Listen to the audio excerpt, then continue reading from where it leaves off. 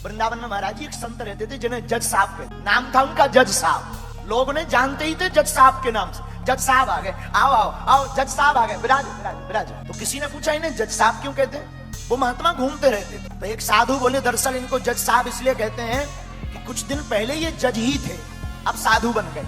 साधु कैसे बन गए?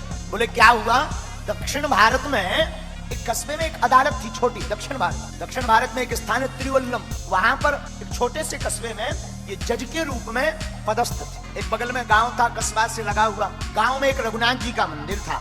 रघुनाथ जी के मंदिर में पुजारी जी रहते थे। एक भोला भक्त रहता था जिसका नाम ही था भोला भगत। उसको सब लोग भोला भगत कहते। उससे कोई कुछ पूछे कि भाई ये ऐसा कैसा, बोले रघुनाथ जी जाने। उससे कोई पूछे भाई गांव में तुमने किसी को देखा, तो कहते थे रघुनाथ जी जाने।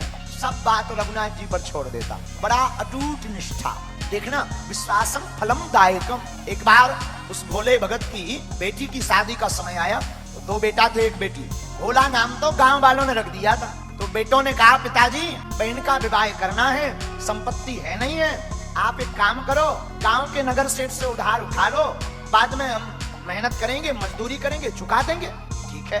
गांव के अमीर सेठ से पुराना जमाना 800 रुपया उधार लिए और चुकाने की बात तय हुई। सेठ ने एक कागज लिया, उस पर लेखनी की, दस्तखत कराए, तो अंगूठा किया उसने। वो आया, रघुनाथ जी के चरणों में वो पत्र रखा, सरकार 800 रुपए का कर्जा हो गया, अब आप कृपा करना ये चुक जाए। नित्य सेवा करता, झाड़ू लगाता, पोंछा लगाता, रघुनाथ जी को देखता रहता दिन भर। संध्या काल, प्रातः काल, दोपहर वेला में बयारू में देखता रहता। थोड़ी देर के लिए पर्दा लग जाए तो उसका मन छटपटाता रहता, कब रघुनाथ जी का पर्दा खुलवे और कब हमें दीदार हो। कालांतर में भोला भगत के बेटों ने मेहनत की, मजदूरी की, 1000 रुपया कमाए तो 800 रुपया ब्याज दे दिए। पिताजी चुकाया, अब भगवान की कृपा हो गई, चुका।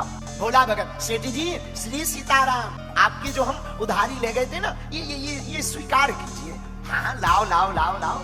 और भोला कैसे हो, आपकी कृपा है। रघुनाथ जी जाने एक कागज लिया, वो जो कागज था जिसपे 800 की उधारी लिखी थी, चुकती लिख दी, दूसरी रसीद बना के दे दी, लो इसे पढ़ लो। हम क्या जाने, हम तो पढ़े लिखे नहीं साहब, रघुनाथ जी जाने। अब मलाल मन में भर गया सेठ के, ये बढ़िया है, ये पढ़ा लिखा है नहीं, 2 बार रुपया ले सकते हैं। तो अच्छा एक काम करो, जरा पानी लाओ भीतर से। उसे पानी लेने भेजा तो जिसमें चुकती लिखा था वो पर्चा अपनी बही में रख लिया, झूठ मूठ का ऐसे ऊपर नीचे कुछ लिख करके दे दिया, लो ये है, चुक गए। जो आ गया, आया भागा, रघुनाथ जी के चरणों में वो पत्र रखा, आपकी कृपा से रुपया चुक गए। सेठ की मति मारी गई। भक्त पर भगवान को कौतुक करना था तो सेठ ने दोबारा रुपया लेने के लिए इनके ऊपर, भोला भगत के ऊपर केस लगा दिया। ये कोई घटना हम आपको त्रेता, द्वापर या बहुत सतयुग की पुरानी नहीं, कलयुग की, अभी यही कोई 80 साल पहले की घटना सुना रहा। और वो केस इन्हीं जज साहब की अदालत में गया। तो जज साहब ने बुलवाया, तो अदालत में भोला भगत हाजिर हुआ। भोला भगत हाजिर हुआ तो जज साहब ने पूछा, क्यों भाई आपने सेठ जी के रुपया लिए? जी सरकार। जी हुजूर, हमने रुपया लिए। अच्छा तो आपने चुकाए नहीं? सरकार हमने चुका दिए, ब्याज सहित सूद सहित चुका दिए, लेकिन सेठ जी ने तो अपने वकील से कहलवाया कि आपने रुपया नहीं दिए। अच्छा एक बात बताओ। भोला भगत रोने लगा, सरकार हमने तो चुकाए हैं, चलो रो मत। आपने जब रुपया दिए तब कोई वहां था तीसरा? बोले हुजूर और तो कोई ना नहीं था, रघुनाथ जी और हमारे और सेठ जी के अलावा कोई चौथा नहीं था। जज साहब को लगा रघुनाथ जी कोई गांव का आदमी है, तो गरीब दशा देखकर, शरीर की दशा देखकर, अच्छा ठीक है तुम जाओ, दोबारा फिर गवाही होगी, फिर आना। अपने ही रुपयों से जज साहब ने एक संबंध निकाला रघुनाथ जी के नाम से। डाकिया संबंध लेकर के गांव में आया। अब भगवान की ऐसी कृपा कि उस गांव में रघुनाथ नाम का कोई व्यक्ति नहीं। तो किसी ने कहा कि यहाँ पर रघुनाथ नाम से तो कोई नहीं रहता, पर रघुनाथ जी का एक मंदिर है। तो वो पत्र पहुंचाने वाले ने कहा कि वही मंदिर ही बताओ, वहीं दे आए। मंदिर में पुजारी जी बाहर बैठे बैठे सीताराम सीताराम सीताराम सीताराम जप रहे थे, बड़े भावपूर्वक सीताराम नाम का कीर्तन कर रहे थे। तो कहा कि रघुनाथ जी का मंदिर यही है? पुजारी जी ने कहा हाँ मंदिर तो यही है, ये संबंध आया है, हस्ताक्षर करो। अब पुजारी जी ने सोचा कि जब भगवान ने संबंध बुला ही लिया तो हम क्यों रोड़ा बने। उन्होंने लिए सो हस्ताक्षर कर, उन्होंने लिया सो राम जी के चरणों में संबंध रख दिया। राम जी की तरफ देख के बोले, सरकार आज तक फूल माला पुष्प वस्त्र बहुत आए, आपके पास संबंध पहली बार आया होगा, इसे भी स्वीकार करो। और संबंध को जैसे ही रखा तो बाद में के उस केवट भोला से पूछा कि भाई भोला एक बात बताओ, तुमने रघुनाथ जी का नाम क्यों लिखवाया? तो भोला भगत बोला हमारा इनके अलावा है कौन? अब तो आंखें भरा ही भोला की। भोला को पूरी बात पता लगी, पुजारी जी को पता लगी, तो संबंध में लिखा था अमुक तारीख को उपस्थित होना है। अब तो हाथ जोड़कर भोला रोने लगा, प्रभु की तरफ देख भोला भगत रोने लगा, आंखों में झरझर आंसू बहने लगे।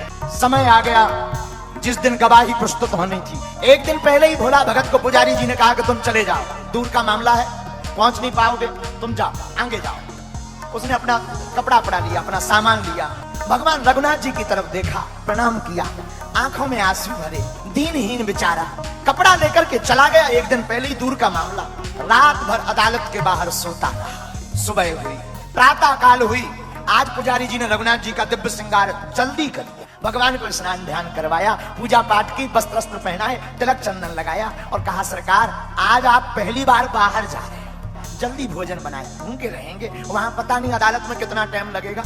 और आंखों में आंसू भर के पुजारी जी बोले याद रखना उस भोले भगत का आपके अलावा कोई नहीं है, आप भूल मत जाना। जैसे ही भोला भगत अदालत प्रारंभ हुई और जैसे ही जज साहब कुर्सी पर बैठे तो फाइल उठाई और फाइल उठा करके केवट भोला भगत को बुलाया तो वो कटघरा में आकर खड़ा हो गया। और जैसे ही कटघरा में खड़ा हुआ तो जज साहब ने पूछा हाँ भाई भोला भगत जी कहाँ हैं तुम्हारे रघुनाथ जी, गवाह कहाँ हैं?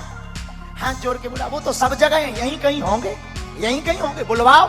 जज ने चपरासी से कहा हाँ भाई बुलाओ जरा रघुनाथ जी को। रघुनाथ हाजिर हो, रघुनाथ हाजिर हो, हाजिर हो रघुनाथ, ऐसे 3 नारे जो लगाए हैं। तो चपरासी बाहर तक आया और चिल्ला करके बोला रघुनाथ हाजिर हो, रघुनाथ हाजिर हो, रघुनाथ हाजिर हो, ऐसे 3 नारे जो लगाए हैं। चाल लटपटी सी, एक वृद्ध सी झुकी सी देह, दुपटी फटी सी शीस, बांधे धर धाए हैं, हाथ में छड़ी माय, तुलसी की ही माल, माथे पर रोली चारू, चंदन चढ़ाए हैं। साहब के सामने विनीत जू चपरासी के साथ आज रघुनाथ जू गवाह बनकर आए, आज रघुनाथ जू गवाह बनकर आए। हाथ में एक छड़ी लिए हुए, कपड़ा फटे से भगवान पहने, मस्तक पे चंदन भगवान लगाए, शरीर कांप रहा।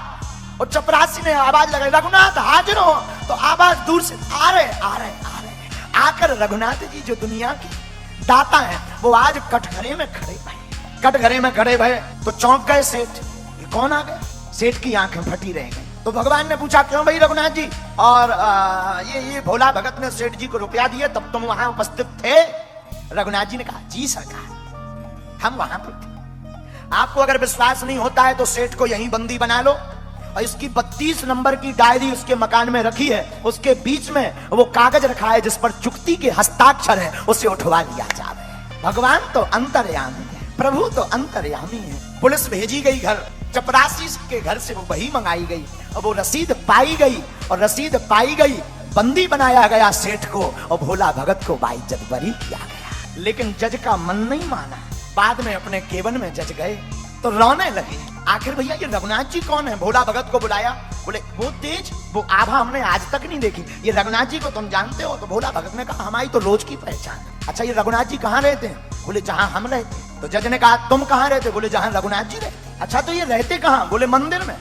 अच्छा ये पुजारी है? बोले नहीं। तो इन्होंने मंदिर बनाया? बोले मंदिर भी नहीं बनाया। फिर बोले कौन है ये रघुनाथ जी? बोले जिनका मंदिर है वही रघुनाथ जी। और जैसे ही इतना कहा जज साहब की आंखों में आंसू आ गए। लोगों ने पूछा तुम रो क्यों रहे हो? बोले एक गुनाह हो गया। क्या? कुर्सी पे बना जज बैठा रहा, जगदीश से खड़े समझाते रहे। आंखों से आंसू बह गए जज साहब के। और उस दिन के बाद कभी अदालत में नहीं बैठे। लोगों ने कहा कहां जा रहे हो? बोले जहां से गवाह आए थे अब उन्हीं गवाह के चरण शरण में जा रहे। वृंदावन आ गए, तब से वृंदावन में उन्होंने वास किया। ये बात उनके लिए है जो कहते महाराज भगवान मिलते नहीं, भगवान का मिलना कठिन नहीं है, हमारा आपका सरल होना कठिन।